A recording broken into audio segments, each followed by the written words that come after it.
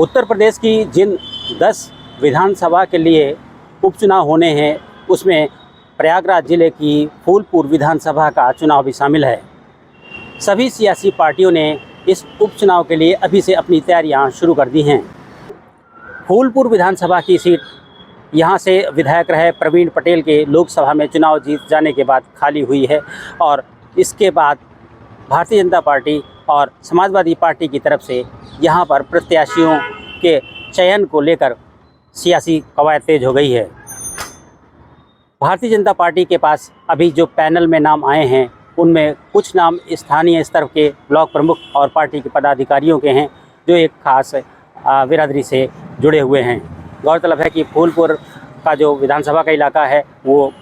पटेल बाहुल्य इलाका है, लिहाजा भारतीय जनता पार्टी यहाँ पर किसी पटेल चेहरे पर ही दांव लगाना चाहती है। समाजवादी पार्टी ने यहाँ से अभी से अपनी तैयारियां शुरू कर दी हैं और जिस तरीके से इस लोकसभा चुनाव में समाजवादी पार्टी का प्रदर्शन बहुत अच्छा रहा है उसे देखते हुए यह अनुमान लगाया जा रहा है कि हो सकता है कि समाजवादी पार्टी से यहाँ पर लोकसभा के प्रत्याशी रहे अमरनाथ मौर्य को ही पार्टी टिकट दे दे, क्योंकि यहाँ पर उनका जनाधार भी अच्छा है। लेकिन सबसे महत्वपूर्ण बात यह है कि भाजपा और समाजवादी पार्टी के प्रत्याशियों के चयन के बीच बसपा ने यह ऐलान कर दिया है कि इस बार विधानसभा का उपचुनाव वो भी लड़ेगी जिसके चलते समाजवादी पार्टी और भारतीय जनता पार्टी दोनों के प्रत्याशियों के चयन को लेकर अब तक चल रही कवायद पर थोड़ी देर के लिए अड़चन लग गई है। अब इस नए समीकरण को देखते हुए भाजपा और समाजवादी पार्टी ने अपने प्रत्याशियों का चयन शुरू किया है। महत्वपूर्ण बात यह है कि इस बार के लोकसभा चुनाव में फूलपुर विधानसभा सीट से भारतीय जनता पार्टी को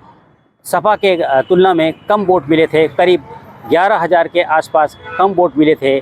और समाजवादी पार्टी के अलावा बसपा ने यहाँ पर काफ़ी अच्छी वोटिंग की थी। 28,000 के आसपास वोट यहाँ पर बसपा प्रत्याशी विश्वनाथ पाल को मिले थे और इसी वजह से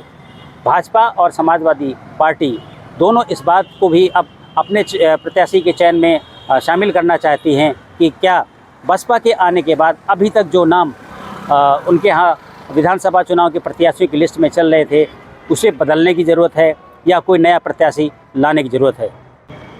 समाजवादी पार्टी और भारतीय जनता पार्टी दोनों अब इस बिंदु पर भी विचार कर रहे हैं कि बसपा अगर यहाँ से चुनाव लड़ती है तो किस जाति और किस बिरादरी का प्रत्याशी उनके लिए मुफीद रहेगा, बेहतर रहेगा। शायद यही वजह है कि वर्तमान परिस्थितियों को देखते हुए बसपा द्वारा उपचुनाव में अपने प्रत्याशी लड़ाने की बात को देखते हुए दोनों ने नए सिरे से अपनी सियासी तैयारियां शुरू कर दी हैं। वैसे फूलपुर विधानसभा में लगातार 3 बार यहां से चुने गए प्रवीण पटेल का कब्जा रहा है।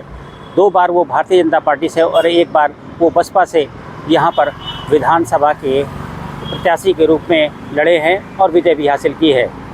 इसकी बड़ी वजह ये मानी जाती रही है कि यहाँ पर पटेल बिरादरी का सबसे ज़्यादा वोट बैंक है, जिसके चलते अलग अलग पार्टियाँ यहाँ से पटेल प्रत्याशी उतारती रही हैं।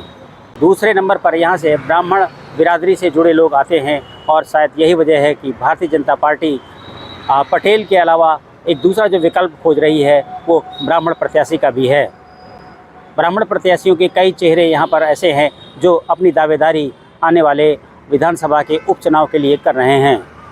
लेकिन इस बीच बसपा की तरफ से चुनाव लड़ने की घोषणा करने के बाद अब भारतीय जनता पार्टी को अपनी रणनीति नए सिरे से तैयार करनी होगी। इसी तरीके से समाजवादी पार्टी जो अभी तक अमरनाथ मौर्य या दूसरे पटेल अपने प्रत्याशी पर विचार कर रही थी उसे भी नए सिरे से विचार करना होगा ताकि आगे आने वाले समय में फूलपुर विधानसभा सीट पर अपना कब्जा साबित कर सके।